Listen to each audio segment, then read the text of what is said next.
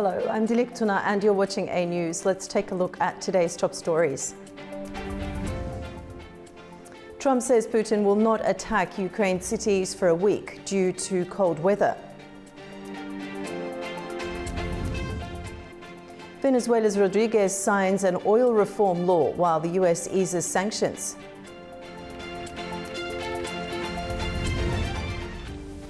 And Nigeria's military ruler vows retaliation after gunfire and explosions were heard in the capital.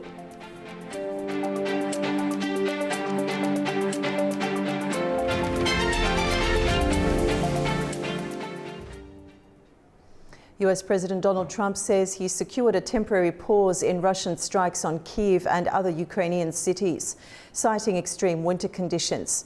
The Kremlin has stopped short of confirming any formal agreement, while the European Union accuses Moscow of using energy and winter as weapons of war. Here's the latest. US President Donald Trump says Russian President Vladimir Putin has agreed to refrain from firing on Kyiv and other Ukrainian cities for 1 week, citing record-breaking winter conditions. And because of the cold, extreme cold, they have the same that we do. And I personally asked President Putin not to fire into Kiev and the various towns for a week. And he agreed to do that because on top of everything else, that's not what they need is missiles coming into their towns and cities. So I just thought I should say it. I thought it was a very good thing. And Ukraine was almost, they didn't believe it, but they were very happy about it because they are struggling badly. Moscow has not confirmed any formal agreement. The Kremlin declined to comment on reports of a broader pause in strikes, including on energy infrastructure, while saying diplomatic contacts remain possible. Нет, я не могу пока это комментировать. I can't comment on that yet. The modalities will be negotiated until the meeting itself, but everything will be done to ensure the possibility of continuing the dialogue. Возможность для продолжения диалога. From Brussels, the European Union delivered a sharply critical response. EU Foreign Policy Chief Kaja Kallas accused Moscow of targeting civilians and deliberately using winter as a weapon, while announcing new emergency support for Ukraine. Russia is not making an even token effort towards peace. Now, energy is the new front line. The EU is responding with biggest ever winter aid package that discovers emergency equipment, funding and energy deliveries. Just today, we provided an extra 500 generators and €50 million for energy support. Overall, our energy fund has surpassed €1.6 billion.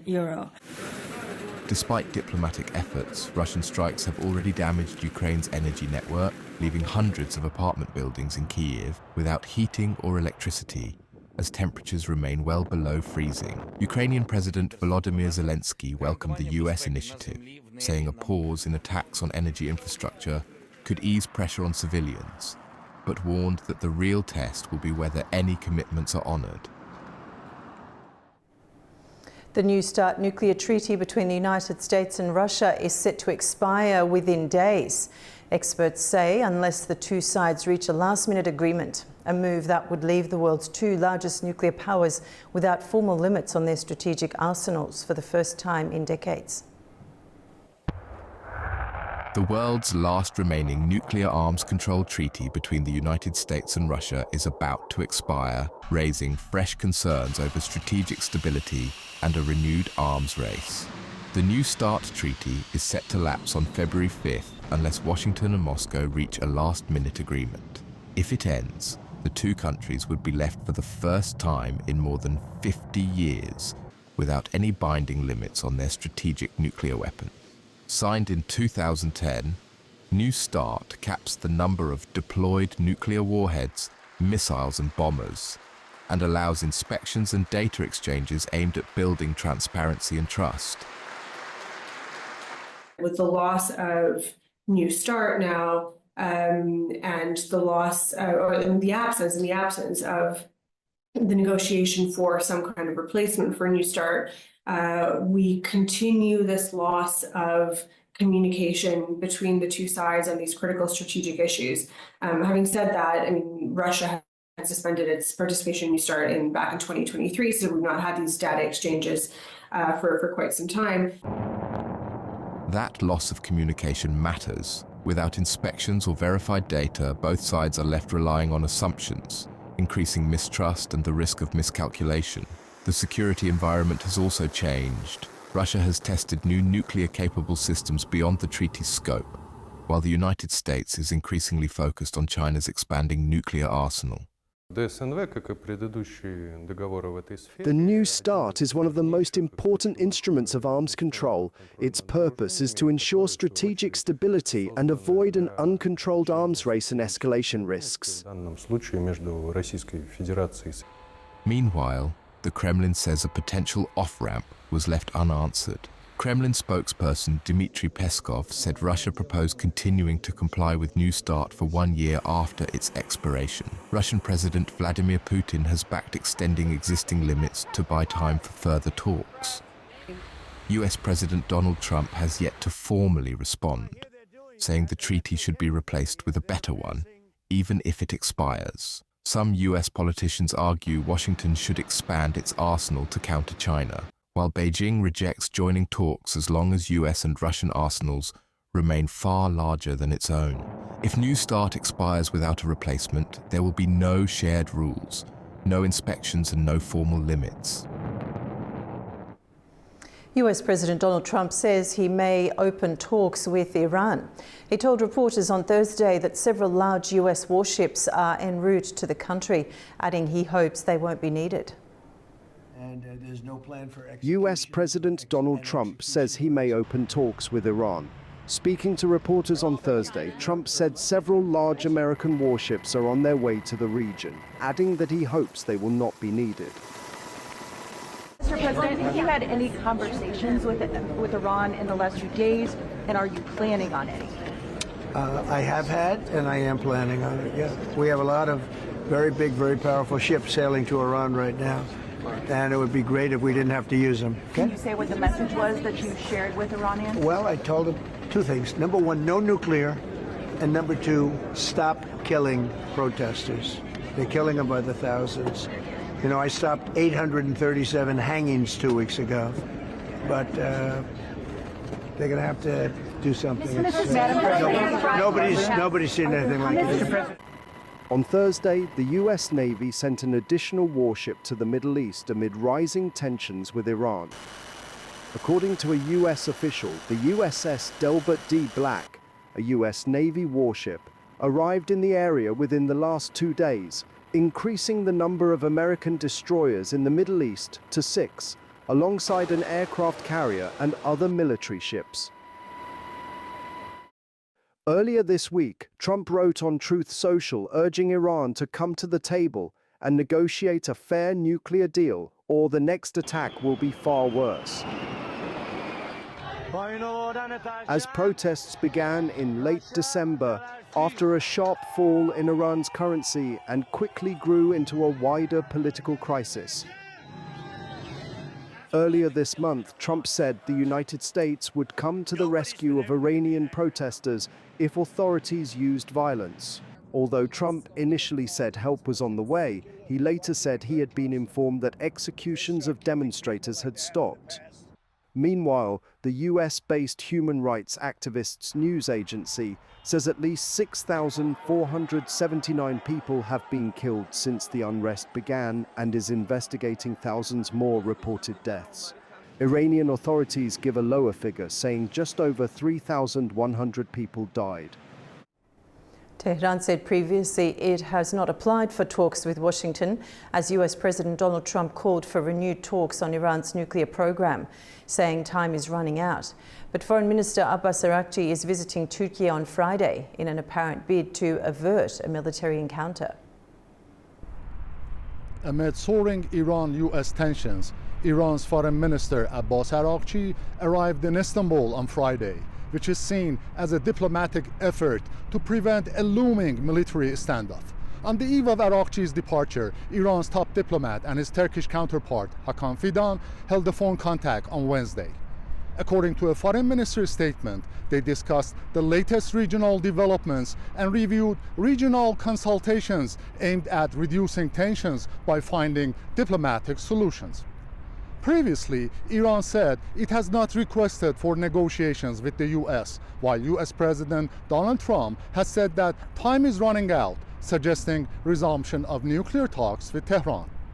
In the last 2 days, Araghchi has held telephone contacts with his counterparts in the region from Azerbaijan, Turkey, Pakistan, Oman, UAE, Saudi Arabia, Qatar, and Egypt. Meantime, news media in Turkey reported of President Recep Tayyip Erdogan's suggestion to mediate between Tehran and Washington. Iran has neither confirmed nor denied the reports, as Foreign Minister Araghchi is visiting Istanbul today. Turaj Shiralilu, Tehran, Foreign News. Trump says Republicans and Democrats have agreed to keep the vast majority of the US government funded. He added he's working with Congress to prevent another shutdown.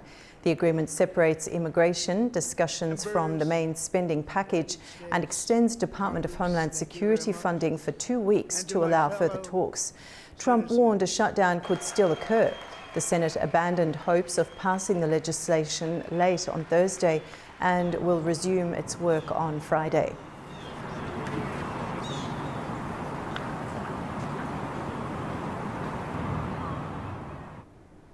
Speaking at a cabinet meeting in Washington, President Trump said the US will reopen Venezuela's commercial airspace, allowing Americans to travel there soon. He also announced that major US oil companies are scouting opportunities in the country's energy sector. And I just spoke to the president of Venezuela, informed her that we're going to be opening up all commercial airspace over Venezuela. American citizens will be very shortly able to go to Venezuela, and they'll be safe there. We have the major oil companies going to Venezuela now, scouting it out and picking their locations. And Venezuela has approved changes to its hydrocarbons law. The move comes as the government points to possible steps by the US to ease restrictions and reopen commercial links. Venezuela's acting president, Delcy Rodriguez, has signed a reform of the country's hydrocarbons law aimed at opening the energy sector and attracting foreign investment. Today, I received a call from United States President Donald Trump and Secretary of State Marco Rubio. They inform me that we are taking important steps, including lifting restrictions on Venezuela's commercial airspace, so that airlines and investors can return. Rodriguez made the announcement in Caracas after the National Assembly approved the changes. The reform cuts taxes, gives private producers more autonomy, and allows asset transfers and service outsourcing. In the coming hours, you will see Venezuela's first export of natural gas. The ship is already here and will depart shortly. The government says the changes are meant to revive oil and gas production after years of tight state control and international sanctions. This law reflects President Nicolas Maduro's vision for the future. It was developed together with him, and today we are delivering it for the people of Venezuela. The reform marks a shift after 2 decades of strict nationalization, which saw foreign-owned assets expropriated. Following the law's approval, Washington issued a general license easing sanctions on Venezuela's energy sector, allowing transactions linked to oil exports. President Donald Trump is threatening tariffs on countries that supply oil to Cuba as part of a stepped-up pressure campaign against the island. Cuba has condemned the move, warning it could deepen the country's economic crisis and harm essential services. US President Donald Trump has signed an executive order authorizing new tariffs on countries that sell or supply oil to Cuba, escalating Washington's pressure campaign against the communist-run island. The order, signed on Thursday under a national emergency declaration, allows the United States to impose additional duties on imports from countries found to be directly or indirectly providing crude oil or petroleum products to Cuba. No specific tariff rates or target countries were named. The White House described Cuba as an unusual and extraordinary threat to US national security and foreign policy, accusing the government in Havana of aligning with hostile actors, including Russia, China, Iran, Hamas and Hezbollah. Under the new framework, the Commerce Department will determine which countries are supplying oil to Cuba, while the Secretary of State will assess whether tariffs should be imposed. The final decision will rest with the President. US actions against Venezuelan oil exports have already worsened fuel shortages in Cuba, contributing to rolling blackouts across the island. Speaking to reporters on Thursday, Trump denied trying to deliberately choke off Cuba, but said the country would not survive under its current system. We have a lot of Cuban Americans who really were treated very badly, and they'd probably like to go back. And no, I'm not trying to, but it looks like it's something that's just not going to be able to survive. I think Cuba will not be able to survive. Cuba's government condemned the move, warning it could cripple electricity generation, agriculture, water supplies and health services amid an already severe economic crisis. President Miguel Díaz-Canel said Washington had no moral authority to force Cuba into a deal. Over to Nigeria, where the military leader blames France, Benin and the Ivory Coast for an overnight attack on the country's main international airport. The government warns it could respond to what it calls foreign interference. Gunfire and loud explosions were heard just before midnight on Wednesday around Nigeria's international airport in Niamey. The country's military ruler accuses France, Benin and the Ivory Coast of backing an attack. General Abdurrahmane Tiani says those countries for sponsoring the overnight assault on Diori Hamani International Airport. He warned of retaliation, though no evidence was presented to support the claims. We congratulate all the defense and security forces who knew how to coordinate their action, as well as the Russian partners who professionally defended their security sector. We remind the sponsors of these mercenaries, notably French President Emmanuel Macron, Benin President Patrice Talon, Ivorian President Alassane Ouattara, we have listened to them bark enough. They should also prepare to hear us roar. Officials say 20 attackers were killed, while 4 Nigerian soldiers were injured. 11 people were arrested in connection with the incident. State television reported that one of those killed was a French national. Several aircraft were damaged while parked on the runway, with minor damage but no passengers or crew were hurt. Calm returned to Niamey by Thursday morning. Shops and schools reopened, although security remains tight near the airport. Since taking power, Nigeria's military leaders have cut ties with Western countries and moved closer to Russia, following a similar path to Mali and Burkina Faso, as violence linked to extremist groups continues across the Sahel. Argentina is battling dangerous forest fires in the south of the country as strong winds and extreme heat threaten to overwhelm firefighters. The government has declared an emergency to speed up funding and support.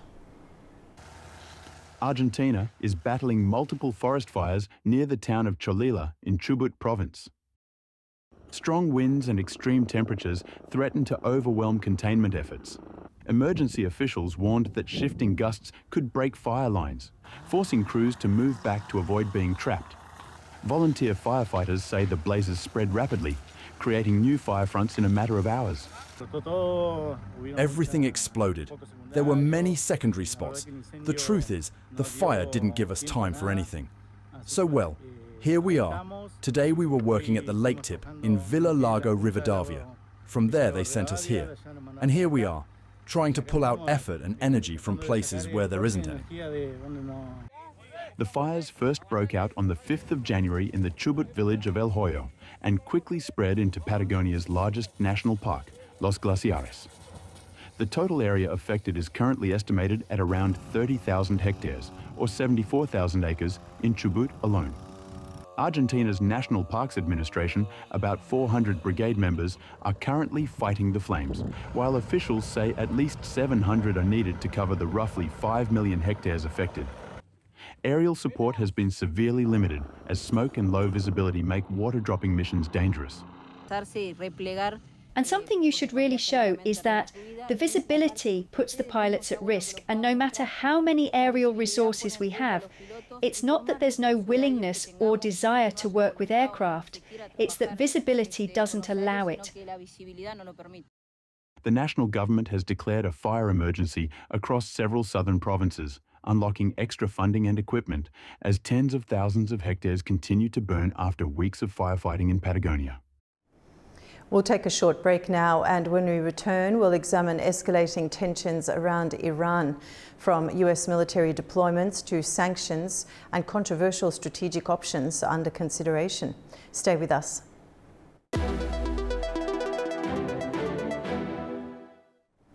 Welcome back to A News. The United States is reportedly sending another warship to the Middle East amid heightened tensions with Iran, as senior military and intelligence officials from Israel and Saudi Arabia meet in Washington to discuss potential action.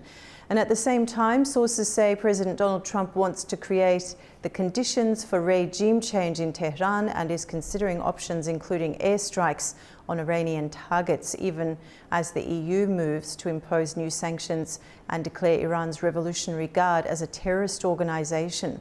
A lot to unpack there. Let's bring in our guest, Nuno Wanon-Martins, a political analyst from Brussels, Belgium. Nuno, welcome to the program. Thank you very much for inviting me. Now, Trump on the one hand says he may open talks with Iran, then he talks to the press and he says several large US warships are en route to the country. So, well, to the Middle East rather. What message is that meant to send to Tehran? Are we looking at deterrence, reassurance to allies, or is there preparation for something more? What's your analysis? Well, we can see it in different angles, and we can even apply all of the possibilities as you just mentioned. But in my view, I think that in the future we'll read Trump's analysis of international politics in a very way that it is done, in my view, to push for regime change from within, meaning that this is a pressure for the Iranian regime to change, like they did in Venezuela. Either they change in a normal way, either something might happen. And how can we read this? We can read this because if you remember a couple of weeks ago, it was the Israelis and the Saudis who told the Americans not to attack Iran. And now the Israelis and the same Saudis are discussing in Washington about what is going to happen. And most probably, in my view, this is a matter of internal politics in Iran to see how to finish with the Mullah regime. Do you think that, Nuno, that what happened in Venezuela, what's the likelihood of that similar scenario taking place in Iran? Do you think that we're actually coming close to that point? Is Iran going to be as easy as what Venezuela was for Trump? What do you think about that? No, let me just make it clear. I am not saying that what happened in Venezuela is going to be mutatis mutandis what is going to happen in Iran. What I'm saying is that the philosophy is more or less the same, meaning putting pressure on regime, putting pressure on the leadership, trying to have the same or the descendants of the leaders of those regimes to change from within, and then to go probably to regime change naturally. And the reason is very simple, because whoever goes to another country as being put by the Americans will be seen in the future as an American puppet. And we know and we see what happened in the past with this. And this is not good for neither the Americans or for the people who will be put in place. So in my view, the similarity is in the strategy. There are reports about the situation within, also what happened in the past with the Israeli getting inside Iran. So the regime is very much corrupt and very much trying to have people within who is operating clearly with foreign forces. So this can also be why they are trying to implode the regime rather than explode it. And senior Israeli and Saudi security officials are in Washington. What has shifted to bring these partners together on Iran? Well, I don't think nothing has shifted. This is a path that we have seen for at least 10 years, the past 10 years, which is a certain alliance between certain Gulf countries and with Israel.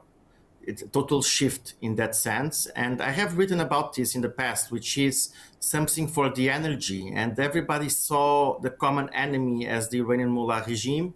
And so I think that they are trying to change it. And in my view, if it works, and if it works even in the long term, can be a very positive perspective for the future in the region. The idea is basically to eliminate the Mullah regime and to change by someone else. I would figure out the son of the former Shah, but it's not clear yet. Then, on the other hand, Nuno, some reports suggest strikes may be intended to inspire renewed protests internally in Iran. How realistic is that calculation? So that's a very important question, because as you can see from the majority of the commentary about the situation and about the internal strikes in Iran and the power of those demonstrations in Iran, people will say that they don't have the force to change a regime. However, there are some indications that if, and we saw it also written in the streets of Iran, people asking the Americans to attack. I don't think that that will harm, neither will help. I think that it will, what the Americans are trying to do is to somehow empower within the people within Iran in order to change the regime. And I don't think the strikes will be, to be honest with you, something that the majority of the political analysts say that it will create something harm against the Americans. I think we are seeing a counter-revolution, not a revolution, a counter-revolution of 1979 revolution. And this counter-revolution understands quite well that the difference between what was Iran before 1979 and the Iran after 1979. And if the Americans will attack, of course, and it depends on the efficacy of the strikes, will attack the regime, I don't think that, in my view, I don't think that will be negative for the population won't see in a negative way. And European Union foreign ministers have agreed new sanctions and designated the Revolutionary Guard as a terrorist organization. What's your analysis of that, and what impact might it have? So the first thing is this. First and foremost, it's better later than sooner. Unfortunately, it was should have been in the past, but the Europeans, they have seen. They wanted to have an open window with the Iranian regime. This is old news that came from France, from Italy. The moment that the Italians change their opinion, and we have also to see this because of a meeting that happened in Budapest, if I'm not mistaken, last week with the Americans, where they expose the reality of the Revolutionary Guards. But the question is, what is the sanctions, in my view, which can make it pressure on the people in the regime, which have the power, that if nothing happens, they will be pariah around the world. And that's the biggest challenge for them, to be honest with you. Because on one hand, to be a pariah, and also with the money that they have abroad, as there was some reports in a newspaper in Brussels today about the fortune that some members of the regime have in Europe, this will be a problem for the leadership in Iran. We saw the same again with Venezuela leadership in the Maduro family and his entourage in Europe, where they seized all the assets. So it gives a strong message to the Revolutionary Guard, and this also shows, as I said before, a shift in some of the European leadership towards Iran. In my view, this is just the beginning. Of course, that this is basically something that it was necessary, and this is something that it has to be implemented and developed in the future. Otherwise, it will be staying as it is like that if it's not enforced by the European leadership as well. Okay, my last question to you, Nuno. With continued protest unrest inside Iran, could external pressure harden the regime's stance rather than weaken it? As I said before, I don't think so. I think it will weaken the regime. it will, if I understood correctly the question, I believe that external pressure, it will weaken the regime. We have also to understand one thing, that people have considered that some parts of the regime are moderates. In my view, that's a fallacy in the sense that they are not moderates. They are moderates created by the regime in order to make a dialogue with the West and with especially. But at the end of the day, they are agents of the regime. The more pressure you have, the more you give power to the demonstrators, the more you give power to regime change in Iran. I think that for the time that this has started, for the amount of leverage, if this would be something very easy to be dealt by the regime will not be under pressure as they are today. And this is the consequence, as I said before, of external action within the country, with forces within the regime that led to this situation. So this is why I think, and I strongly say, that external pressure will weaken the regime and will probably lead to regime change from within. Okay, Nuno, thank you so much for joining us. We appreciate your insight and time. My pleasure. Thank you so much. Have a nice weekend. Now, after the break, we'll take a look at major stories from the region. Stay with us.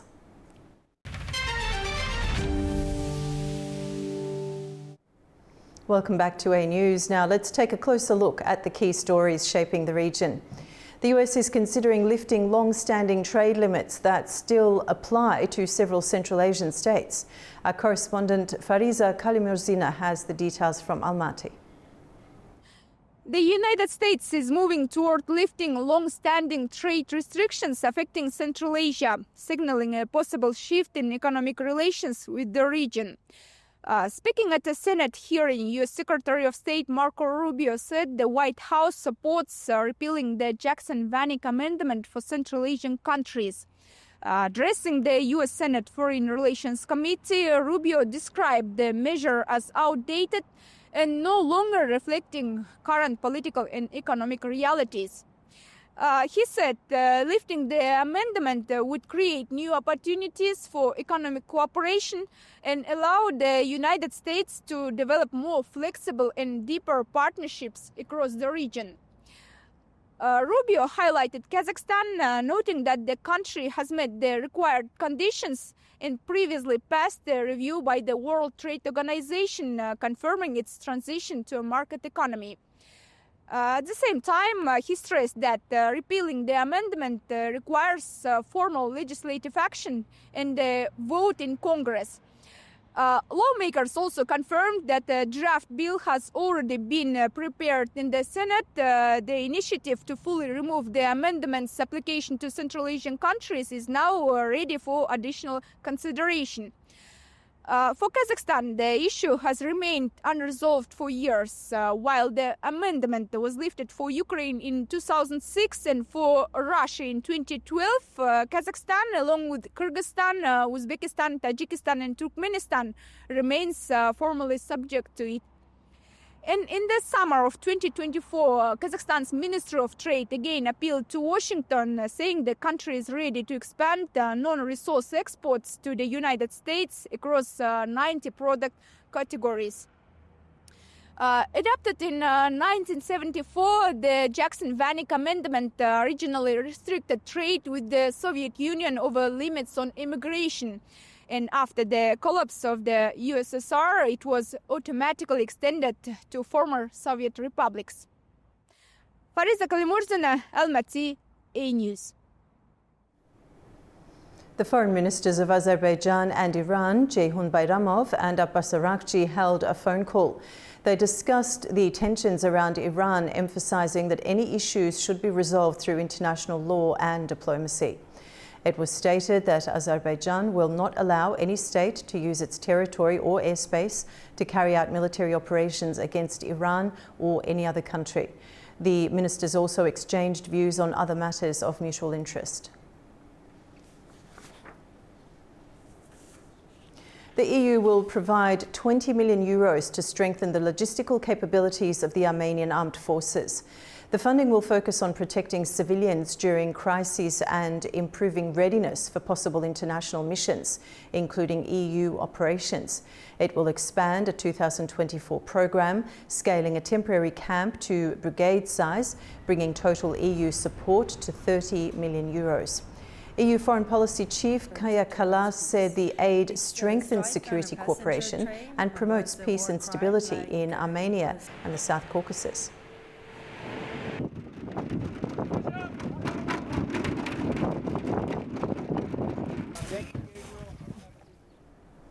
The European Union has taken its toughest step yet against Iran, designating the Revolutionary Guards as a terrorist organisation. The move allows EU states to criminalise links to the group and sharply increases pressure on Tehran.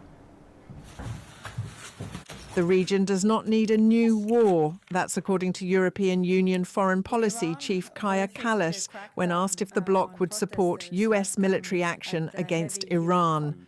The comment comes as the EU has designated Iran's Islamic Revolutionary Guard Corps, or IRGC, as a terrorist organisation. It marks the bloc's strongest move yet against Tehran.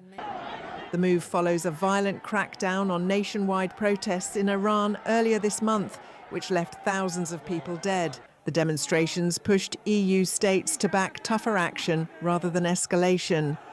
This will put them on the same footing with Daesh, Hamas, Hezbollah, Al-Qaeda. Those who operate through terror must be treated as terrorists. Ministers also imposed sanctions on those responsible for the brutal crackdown of protests, including the Minister of Interior. Repression cannot go unanswered. The IRGC was created after Iran's 1979 revolution to protect the ruling clerical system. Over time, it has become one of the most powerful institutions in the country, controlling large parts of the economy, the armed forces, and Iran's missile and nuclear programs. Tehran condemned the decision, with Iran's foreign minister calling it a strategic mistake that would damage Europe's own interests. At the same time, dozens of protesters gathered outside the European Council in Brussels, welcoming the announcement. We don't ask any intervention inside Iran. We don't ask to start a war with Iran, for America to bomb us. We don't ask all of that. What we just ask is support us like that. Just say we do not negotiate with terrorists and it ends there. The rest is up to the people of Iran inside Iran. Like it's their voice and we need to hear them. In fact, it's a very, very a strong signal from the European Union about in supporting of the Iranian people and stopping the appeasement policy.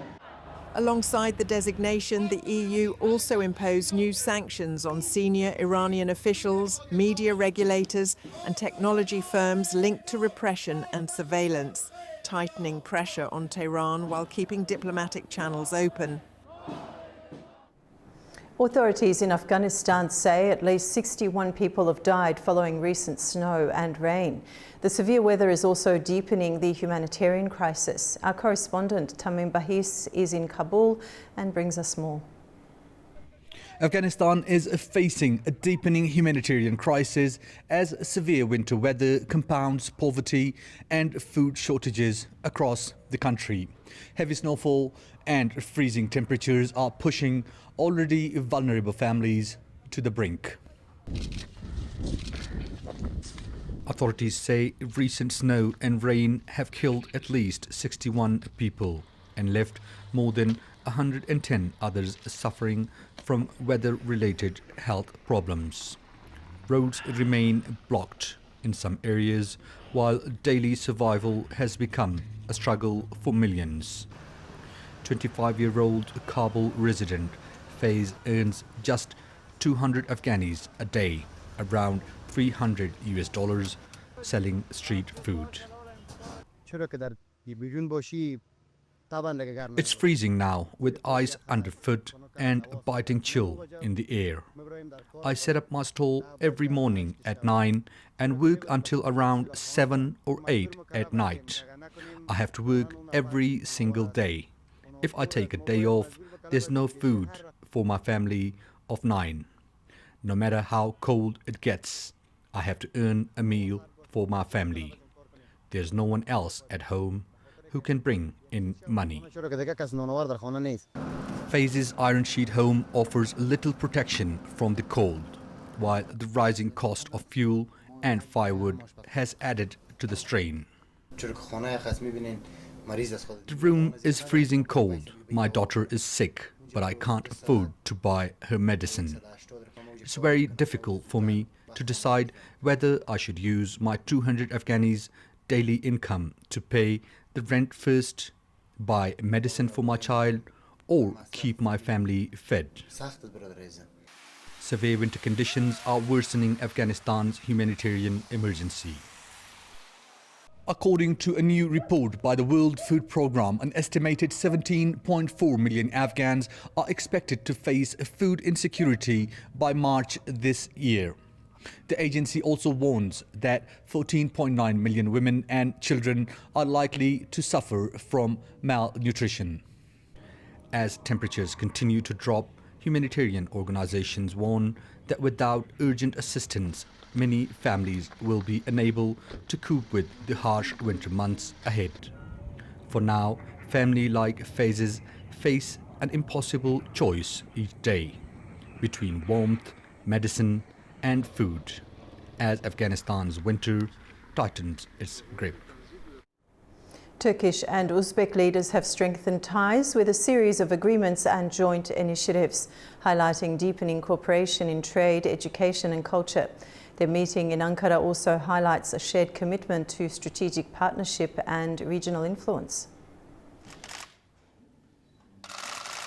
Turkish President Recep Tayyip Erdogan and Uzbek President Shavkat Mirziyoyev held a joint press conference in Ankara, reaffirming their commitment to deeper strategic cooperation. President Erdogan highlighted Uzbekistan's growing regional leadership in Central Asia. Erdogan also recalled Uzbekistan's support after the devastating 2023 earthquakes in Turkey, pointing to a newly built neighborhood of 308 homes in Hatay as a lasting symbol of brotherhood between the two nations.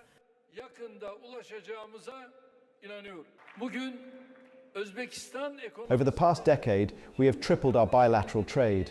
We believe we will soon reach our new target of $5 billion. Today, we are pleased to note that under the leadership of my brother Shavkat, Uzbekistan's economy is undergoing a major restructuring. Turkish companies have already invested $5 billion. With these investments, they are now among the top 3 investors in Uzbekistan. President Mirziyoyev praised Turkey's global role and emphasized unity and solidarity as key to achieving shared goals. We held a session of the Strategic Cooperation Council, bringing together all our partners. The meetings once again showed that unity and solidarity are essential to achieving our common objectives. Turkey is becoming one of the world's new geopolitical power centers. Thanks to our shared mother tongue and sacred religion, no distance can separate us from our brotherly Turkish people.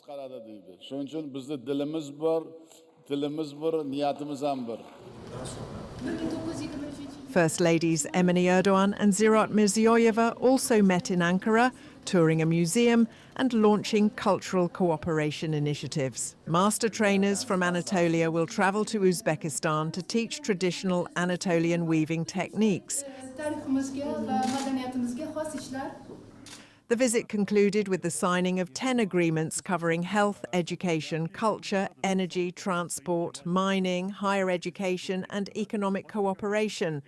The foundation stone for the Uzbek State School in Istanbul was laid, marking a new chapter in bilateral educational ties.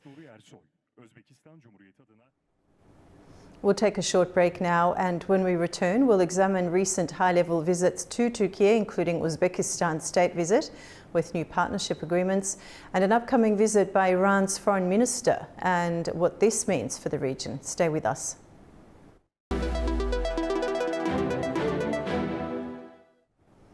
Welcome back to A News. Uzbekistan's president has just concluded a state visit to Turkey, during which the two countries signed several bilateral strategic partnership documents covering trade, security and cooperation. And now Iran's foreign minister is scheduled to visit Turkey later this week for talks that may touch on rising tensions with the US and broader regional challenges. Let's bring in our guest, Hasan Erel. He's a foreign relations expert and journalist from Izmir, Turkey. Hasan, thanks for joining us on the program. Thank you for having me. Now, Uzbekistan and Turkey signed a suite of partnership agreements. What does this multi-sector engagement tell us about the two countries' strategic alignment at this stage? Yes, this visit is actually very important in such a critical time of the world. We are living in a very accelerated, changing times. So this visit actually have origins from 2016 after the Islam Kerimov's death. Mirziyoyev came after him, and Turkish-Uzbek relations are getting better and better in every year, especially after the Turkish States Alliance, established. Uzbekistan and Turkey and Azerbaijan, Kyrgyzstan, these Turkic states came together. Actually, it's a very good move. It was a very good move because we are living, as I said, in changing times. We are going from a Western world to a Eastern world. Now it's a rising China and Asia. So Turkish point of view, as Mr. Mirziyoyev stated, is very important because Turkey is sitting on a very geopolitical geography, place. Now Turkey is in between Asia, Europe and Africa. And somebody called Middle East, but we call Western Asia. So the new world requires regional alliances. And as far as we see, our foreign minister, Hakan Fidan, stated, I think recently, he proposed a Middle Eastern alliance like European Union, Middle Eastern Union, he proposed. So this conjuncture is very important as we are living in a very risky and dangerous days now. America can attack Iran anytime. Hasan, so Turkey is, yes. Sorry, I want to come back and talk about Iran in a little bit more depth as far as time will allow us. But just before I get there, as you mentioned, we're in accelerated changing times, and Turkey is being described as a new geopolitical hub. In what ways is Ankara redefining its regional identity and influence? Yes, Ankara is redefining, must redefine its standing from a soldier of NATO or soldier of Western world towards an equal partner of the Asian world and Turkish world, actually. Very important. Also Muslim world, all the region. So Mr. Mirziyoyev came here to propose a new strategic alliance. Actually, he proposed 1 or 2 years ago in a Turkish states meeting in Kyrgyzstan, I guess, because Turkic states are now on the way of the middle corridor from China to Europe or to the western parts.